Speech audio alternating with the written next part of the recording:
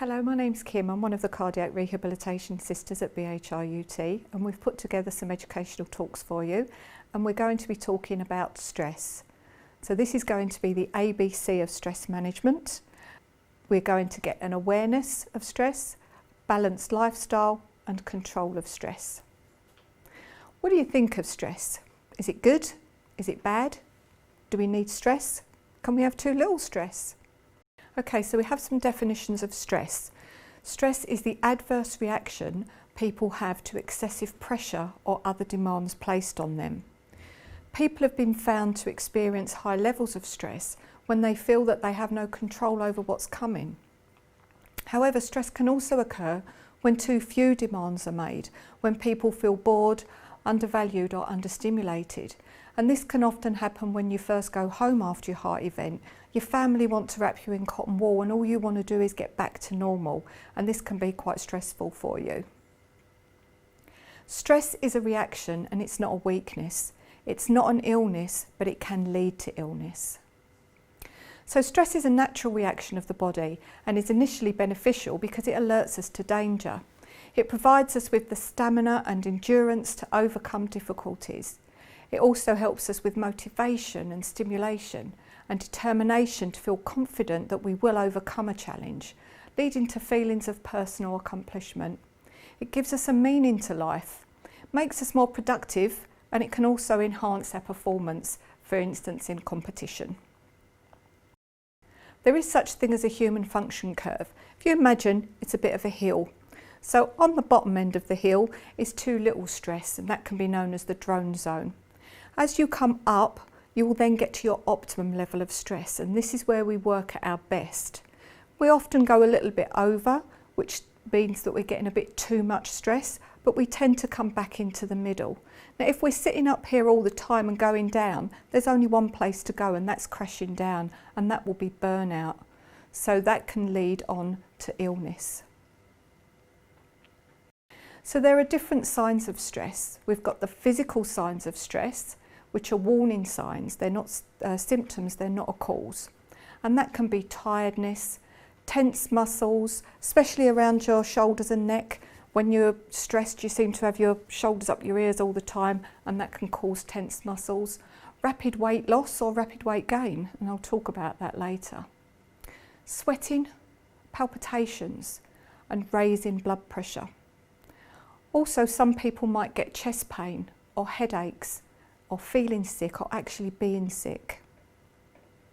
And gastric problems, constipation, indigestion, and general aches and pains. If you've got things like psoriasis or eczema, stress can increase those conditions, so you'll get a flare-up of those skin conditions. And your immune system is lower, so you're therefore more likely to get more common colds and viruses. Now, there's emotional and psychological signs of stress. So these are things that you might feel angry or irritable. You could be quite impatient, nervous, quite tearful. That's quite a common one, especially for people that have had heart surgery. They can get quite tearful afterwards. Anxiety, anxious, feeling very tired, having mood swings, lack of concentration. Also difficulty making decisions. Things that you might have found quite easy to decide suddenly become very difficult. Shall I, shan't I, that sort of scenario. And of course it can affect your confidence. Now, there are behavioural signs of stress, and these are things that maybe you not see so much, but your family might see. And that's things like socially withdrawing. So you might usually go out to a club or an activity that you enjoy, and suddenly you just don't want to go out anymore. It can change your appetite. So I mentioned about rapid weight gain, rapid weight loss. Now, some people, when they're stressed, eat more. They comfort eat. And let's face it, we don't comfort eat carrots. We're going to be looking for chocolate and the bad things. Other people, when they are stressed, they don't eat hardly at all. So therefore, that's the rapid weight loss or the rapid weight gain. Also, you can overreact to situations. Things that you may have had, somebody might say something and usually it goes over your head, and suddenly there you're in floods of tears because you've got yourself all upset over it. Can change your sleep pattern. So you might want to sleep for England and not wake up. You want to just lay there with a quilt over your head, or you might go to bed and find that it's very difficult to get to sleep. Your mind is going round and round and round. Other times you might go to sleep, sleep fine, and then wake up in the middle of the night, and there you're back again with your mind going round. It can affect your decision making. So if you're under stress, you may not make the right decision. If you look at it in perspective, you might find that you would have made a different decision. And it can affect your memory. Some people say that as we get older, our memory can go, and people have pointed that out to me when I've been doing this talk in front of the class. But it can affect your memory when you've got so many things going on in your mind that you're trying to remember. The stress can affect your memory. You can also find that you're late for things. So where you're normally organised and getting ready to go to do something, you find that you're running late. And undue sensitivity is another thing. And also aggressive. We do sometimes come across aggressive behaviour, unfortunately, with some of our families in hospital with the relatives. When your loved one comes into hospital having a heart attack, the family are quite anxious and worried, and they may come across a little aggressive in their nature. We totally understand that. It's not an excuse for bad behaviour, but we do understand that in some cases the stress comes out as aggression. And obviously increasing consumption of alcohol, caffeine. Some people even turn to drugs to help them through periods of stress. So the potential long-term effects of stress are high blood pressure. Some people may have angina, irritable bowel syndrome, which is nearly 90% caused by stress. Diabetes. Now, stress can't cause diabetes, but it can certainly affect the levels of your blood sugars. Strokes and ulcers. It does also increase the risk of cancers, and it's linked to how the stress is managed and the stress reaction in your body.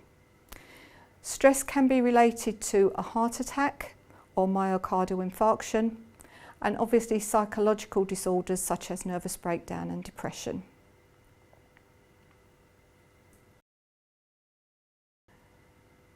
Now, how stress affects the heart. There is no direct link between a heart attack and stress. There is more research currently being done on this, but what the heart does when you are under stress, it goes into the fight or flight reaction. So this would be if you go back to caveman days and you're out hunting for food and you come across a bear. You would have to fight that bear or run away. Your body has a wonderful way of doing that, and it releases this reaction. So it releases adrenaline and cortisol, which help your heart to get ready for the action, increases your blood pressure, which helps you to respond quickly. It makes the heart pump harder, which increases the blood flow to the muscles. It encourages clotting in your arteries, so that if you're injured, you won't bleed so much. And it increases the blood sugars and fats to increase in order to supply the demand that your body requires. So you can see that although there's not a direct link between heart attack and stress, all of those actions in the fight or flight reaction do have some considerable effect with regards to leading to a heart attack. Stress also changes your state of mind. It encourages short-term fixes and less healthy behaviours like drinking more, eating more, smoking more, or as I've mentioned, taking drugs. It also discourages you from doing the things that you do enjoy, so your healthy behaviours, your relaxation, or perhaps your exercise. It's important to be able to identify what things are that cause stress in your life in order to be able to prepare for those situations and to work out a coping strategy. Now, there are certain factors that we have no control over, and they're the external factors that cause stress. The internal factors we do have some control over, so we'll talk about those. The external factors are things like major life events. So you're looking at divorce, retirement, moving house, ill health. I mean, nobody decided to go out and have a heart attack. It's something that happens, and you just have to learn to live with what's happened. Things like organisational.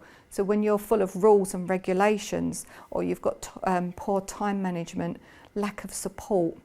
We look at things like the general stresses, planning holidays, big family events, celebrations, those types of things.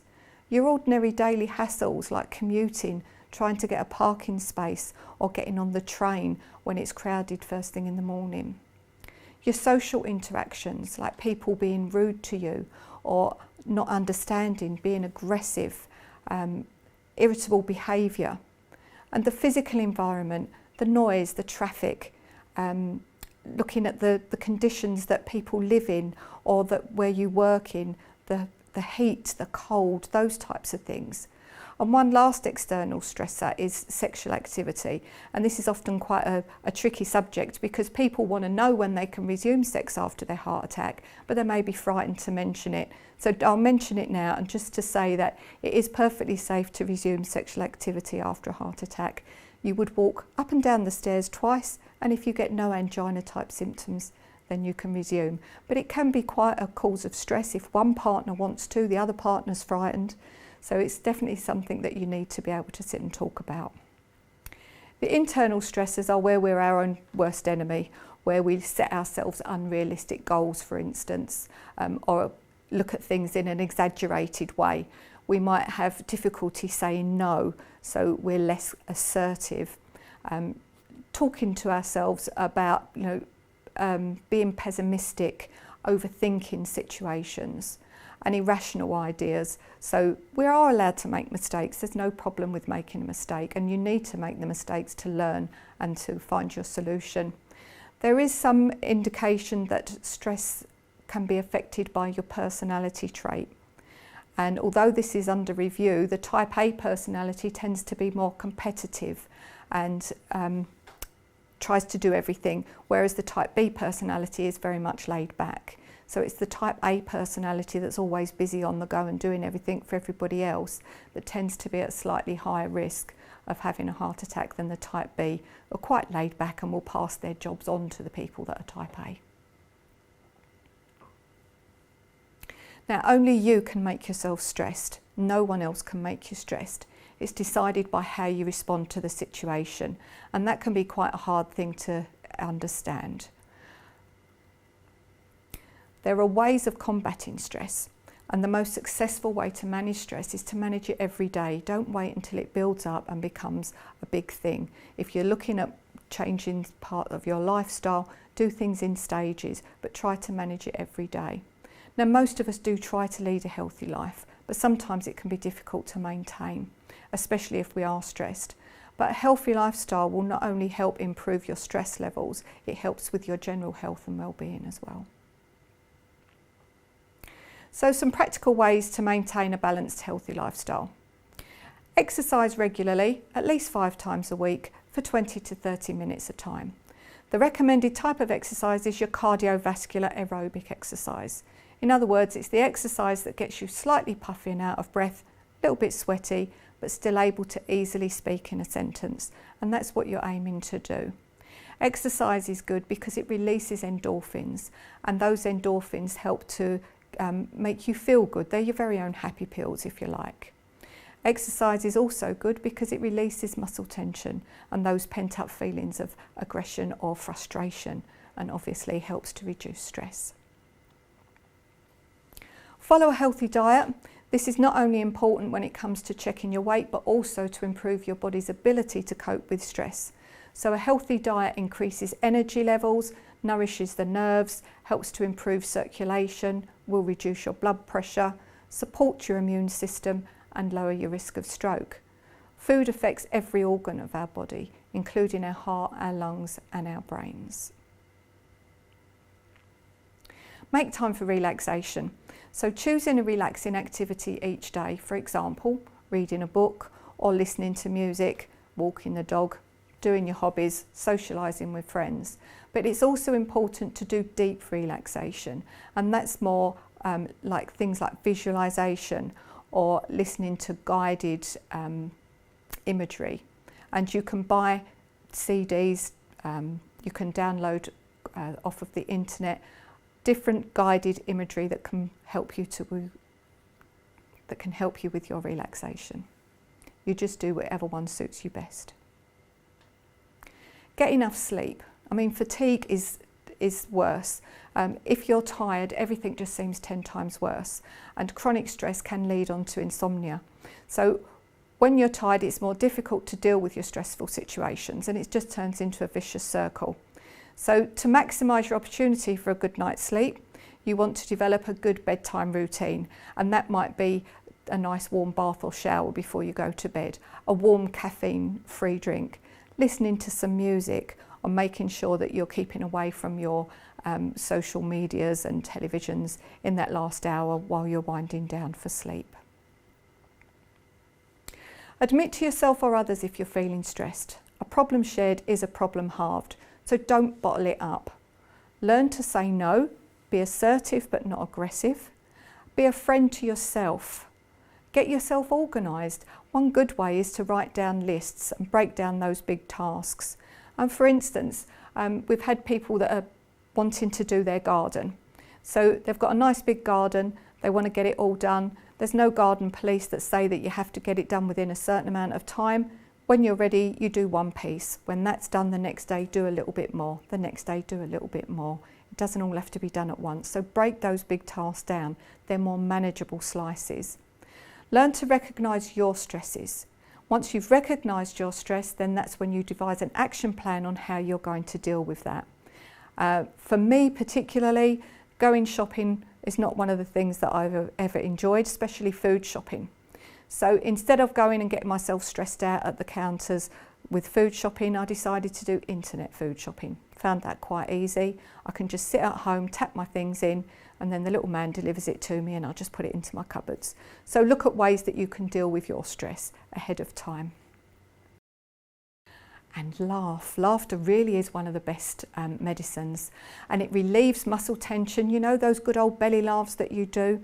It helps to regulate your heart rate, it pumps endorphins into your body, and you can do that by watching your favourite television programme that makes you laugh. It might be listening to a radio station, reading a book. If you're really stuck of ways to make you laugh, you can go and join yoga laughter. And they're courses and classes that are done, but they do actually cost. So I think probably the person having the biggest laugh is the one that's making you pay for the course to actually go and laugh. But just by starting to good laugh, you'll find that it's quite catching. So laughter is really one of the best medicines. And last but not least, no one said that it's going to be easy to change habit of years, and maybe not by maybe not always combating stress in the most appropriate way. But you can learn from your mistakes and practice, because as we all know, practice makes perfect.